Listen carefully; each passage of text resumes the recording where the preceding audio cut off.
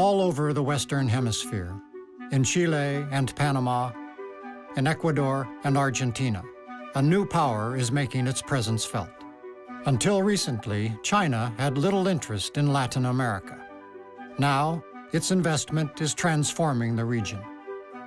Great Decisions investigates this new phenomenon, as well as the challenges it has brought: rising levels of debt, worries about creeping authoritarianism, and the prospect of direct competition with the United States.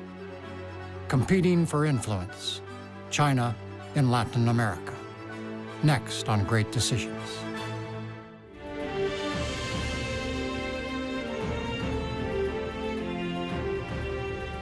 Great Decisions is produced by the Foreign Policy Association in association with Thomson Reuters.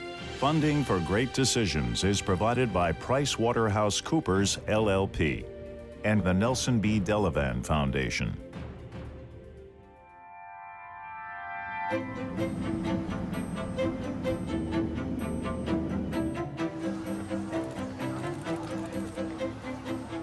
In June 2017, the Panamanian government made a bombshell announcement.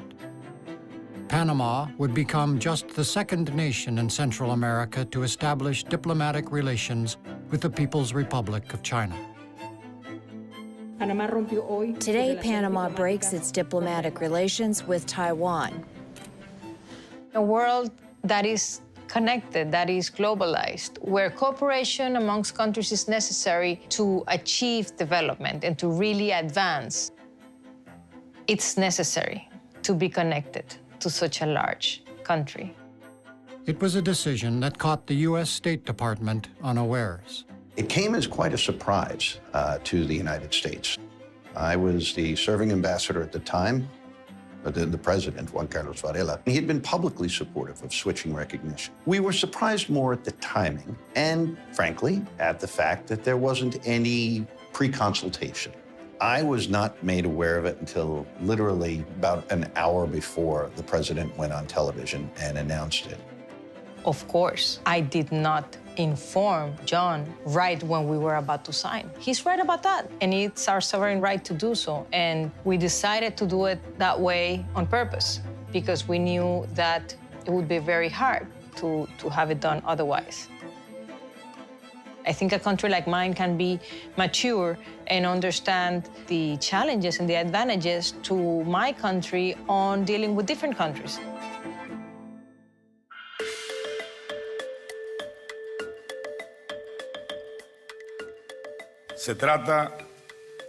This is about a step forward in a more assertive foreign policy for the Dominican Republic. Over the next 14 months, two other countries, the Dominican Republic and El Salvador, followed Panama's lead. We are convinced that this is the correct path that will lead to the development of mutually beneficial links for our two peoples.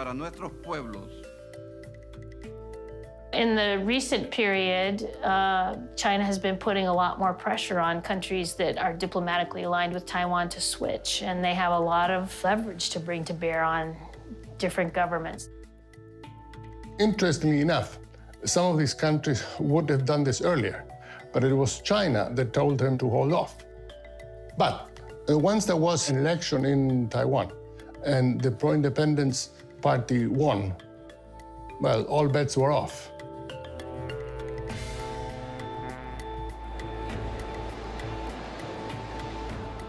China's bid for recognition in Latin America reflects a new priority for a country whose main focus, under the auspices of the Belt and Road Initiative, has long been in Asia and Africa.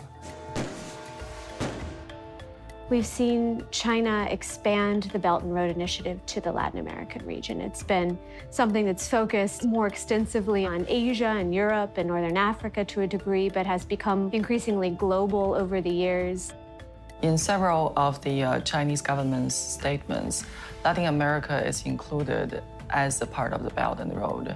We have seen a lot of activities Beijing is doing in Latin America. Now, with President Trump determined to check China's growth, Latin America has turned into an unexpected battlefield. Make no mistake about it, China's doing it for its own interests. They want the markets that they create to play according to the Chinese rule, which is a government-run system, not an open market economy. They also are using these avenues for their national security purposes, including stealing intellectual property and jeopardizing our national security. I think China's involvement in Latin America is an economic threat. I'm from Florida. Our biggest trading partners are generally South and Central America. This is a clear competitor to the United States in our backyard.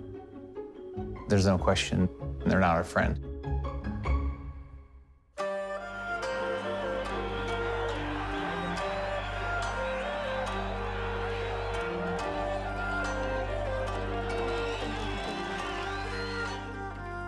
China's interest in Latin America ramped up in the early 2000s, when the so-called pink tide brought leftist governments to power throughout the region.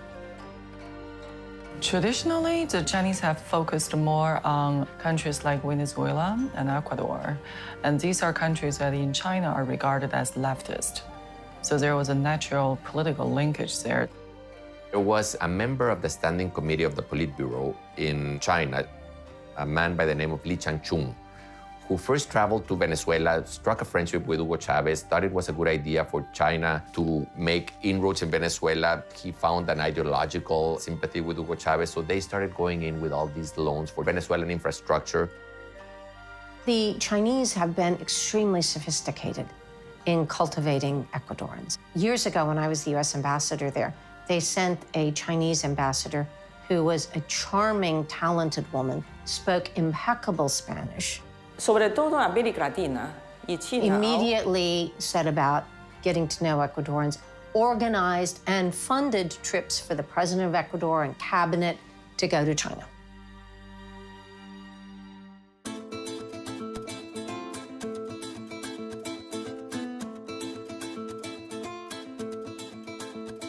Gradually, China's attention has expanded to the entire region.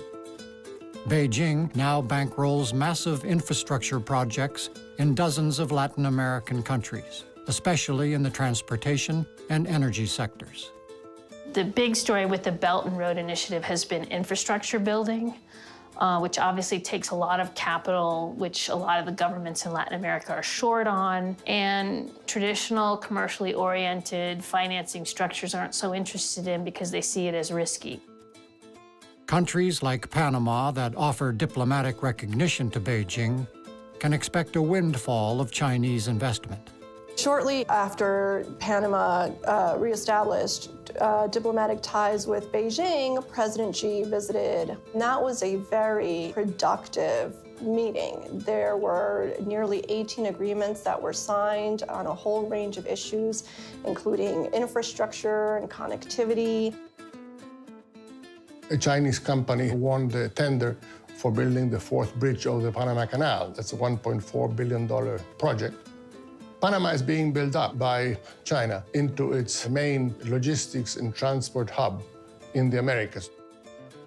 There were no deals on the table for Panama's establishment of relations with China. And I think this is very important to be highlighted because other countries have done it differently. Other countries have established relations with China in exchange for large infrastructure projects or investments. Often, Beijing has been willing to provide funding for large-scale projects that Western creditors have declined to support. One of the most emblematic projects of the Belt and Road Initiative in the Latin American region is the Belgrano-Cargas rail expansion in Argentina. This is a project that the Argentines have wanted to do for a very, very long time. It requires billions in finance, and very few have been interested in supporting this project financially. China has. This is a very important railway that crosses the agricultural heartland of Argentina. And it is as much in China's interest as it is in Argentina's interest to modernize this railway. This railway transports materials that are essential for China: soy, wheat, corn, flour. Chinese loans require the use of Chinese companies and of Chinese equipment. Argentina happens to produce a lot of the things that would be required to build a railway. But the loan conditions were such that they required the importation of Chinese equipment fully across the board, which was detrimental, I think, to local industry.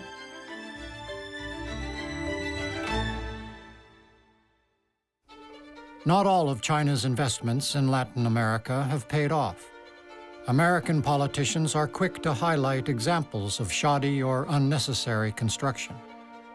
You saw this quite clearly here in the region at the Coca-Cola Sinclair Dam in the jungles of Ecuador. The dam now runs to half capacity. The steel used to make it is full of cracks. There are accidents. Nearly every top official that was involved in the dam's construction is either imprisoned or sentenced on bribery charges. When the projects are not good projects, they're stranded capital, then they want the country to pay them back, and the country says, wait, this thing doesn't work, I don't need it. But Latin American observers, particularly those from the region's strongest economies, say that doing business with China is simply a necessity. China has become the major partner, trade partner with Brazil. China has also become important as a source of capital flows. They are new investors in areas such as high-tech, fintech, and banks. Our countries are going through a very difficult moment. Growth this year will be absolutely minimal. Now, the way to deal with that is to associate yourself with the parts of the world that are growing at high rate.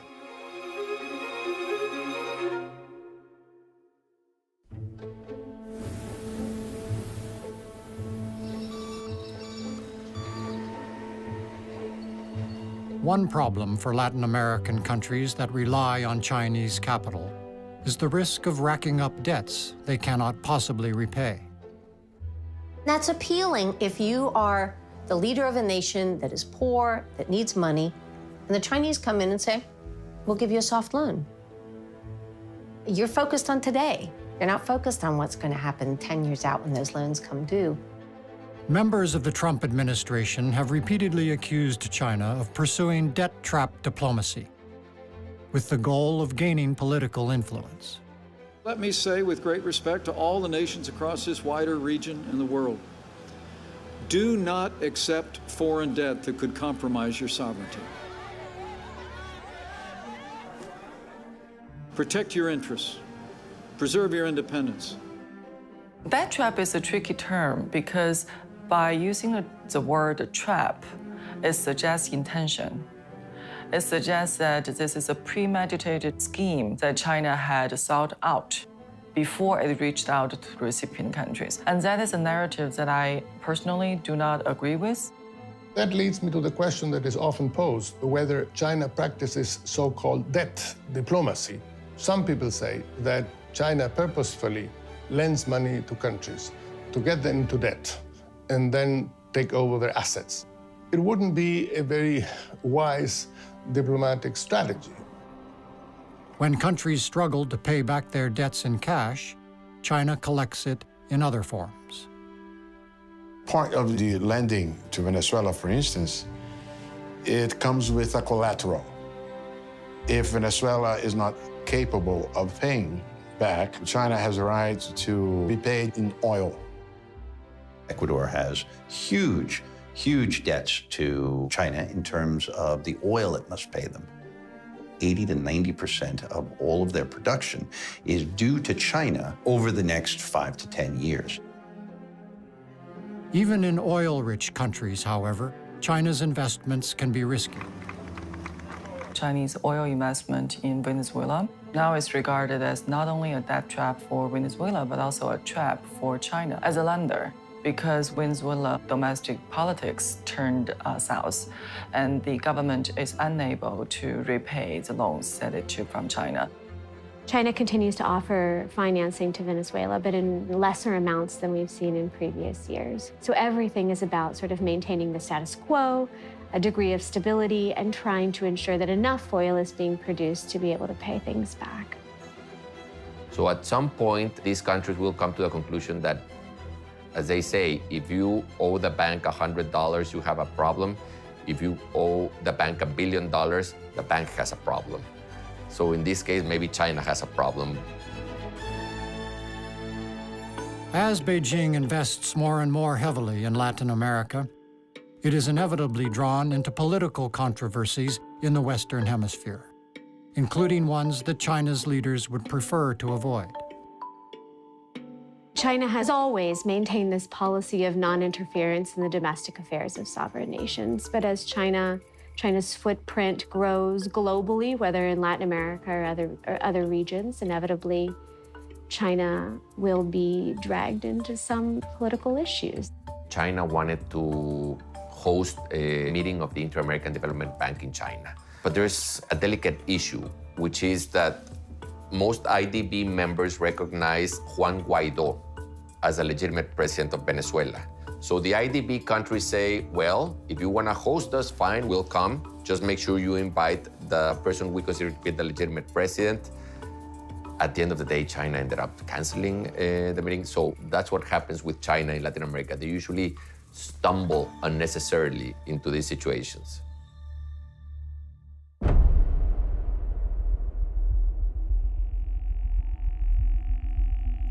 One major project that has done little to enhance China's reputation is a secretive satellite tracking station in Argentina, which has left many locals confused and frustrated.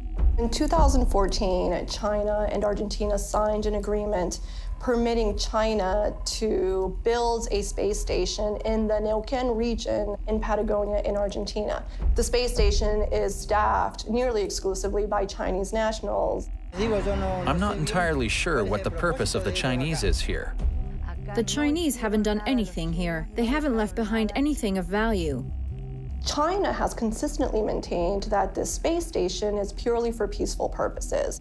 However, the space station is managed by an agency that has very close ties to the People's Liberation Army, China's military, which has raised concerns in the US and elsewhere about whether the space station has a dual use. If there is so much security, they are protecting or want to investigate something. No, an observatory does not need that many guards just to see the moon.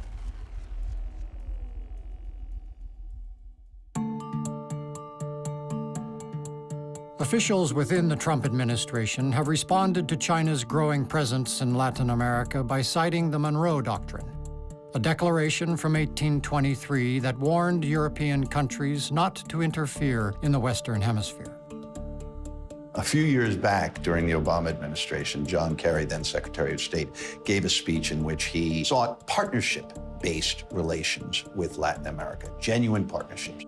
The relationship that we seek and that we have worked hard to foster is not about a United States declaration about how and when it will intervene in the affairs of other American states.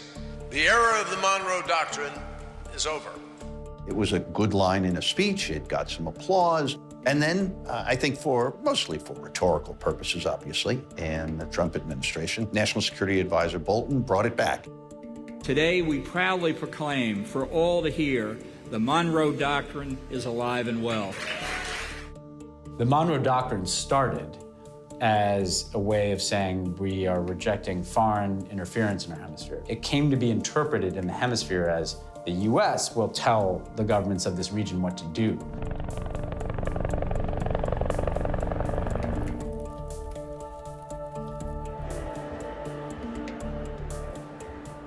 The Monroe Doctrine has always been very offensive to Latin American countries. We have never quite agreed and been happy with the Monroe Doctrine. It's not something that Latin American countries look up to.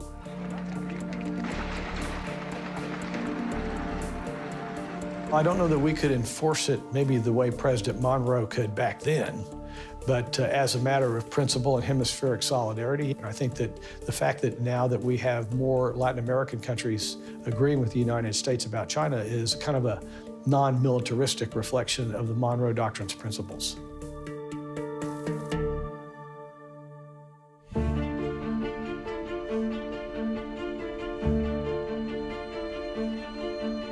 In April 2019, Secretary of State Mike Pompeo traveled to Santiago, Chile, where he laid out the Trump administration's case for why Latin American countries should reject Chinese influence and investment.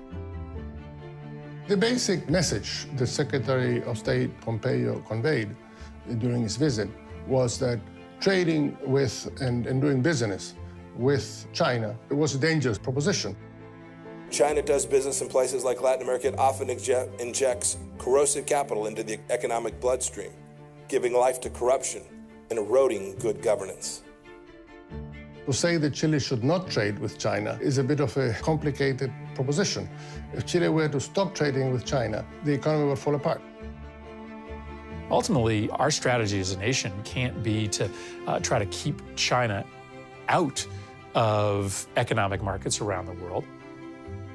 It has to be to compete with Chinese products and Chinese investment. The United States has no complementary vehicle by which to offer economic investments in South America side by side with the offers that they're getting from the Chinese. This administration has been pulling back on U.S. participation. As a result, there's a void, and China has been very willing to come in and try to fill that void. So we've seen China presence in our hemisphere rise as the U.S. presence has declined. Latin American observers have also noted the disparity between the American and Chinese approaches to their region. When U.S. cabinet members visit Latin America these days, all they do is talk about China. When Chinese cabinet members visit Latin America, all they do is talk about trade and investment. And, well, there's an interesting contrast there. And I suppose you can guess which one is more effective. When they go around saying, beware the Chinese, it's from a very paternalistic point of view, as if we needed to be told, as if we didn't understand what the risks were, as if it was the United States who had to come and inform us of the risk of engaging the Chinese. And I would tell you, no, most of these countries understand the risks. They're only appealing to China because the United States has shunned them. The Chinese have occupied a void. They fill the blanks. The whole Latin America, and there is no exception, is in dire need of infrastructure investments. So why would they simply listen to a plea, to a call from Washington to stop the entry of Chinese capital without having any alternative to fill the blank? In an effort to help the U.S. compete with China around the world, Congress passed legislation called the BUILD Act in October 2018.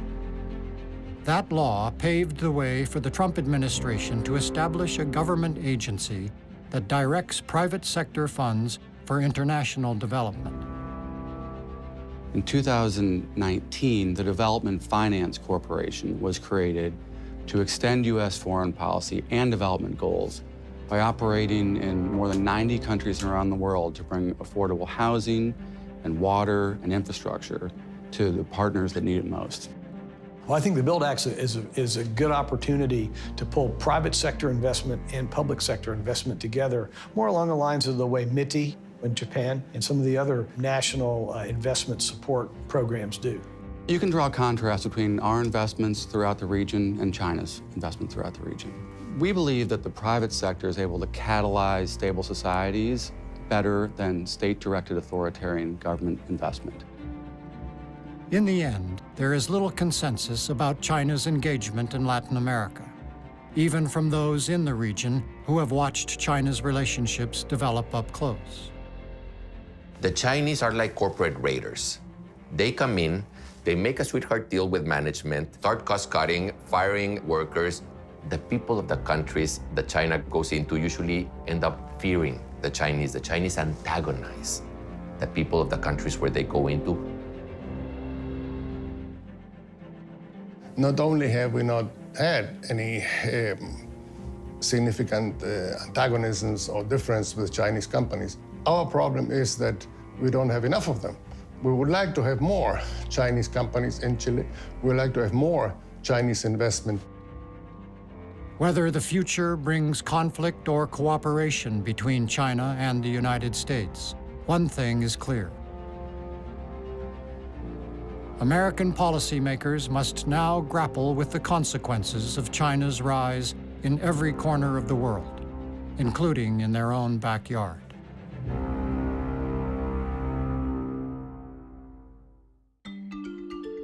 Great Decisions is America's largest discussion program on global affairs. Discussion groups meet in community centers, libraries, places of worship, and homes across the country to discuss global issues with their community. Participants read the 8-topic briefing book, meet to discuss each topic, and complete a ballot, which shares their views with Congress. To start or join a discussion group in your community, visit fpa.org or call 1-800-477-5836. Great Decisions is produced by the Foreign Policy Association in association with Thomson Reuters. Funding for Great Decisions is provided by PricewaterhouseCoopers LLP and the Nelson B. Delavan Foundation.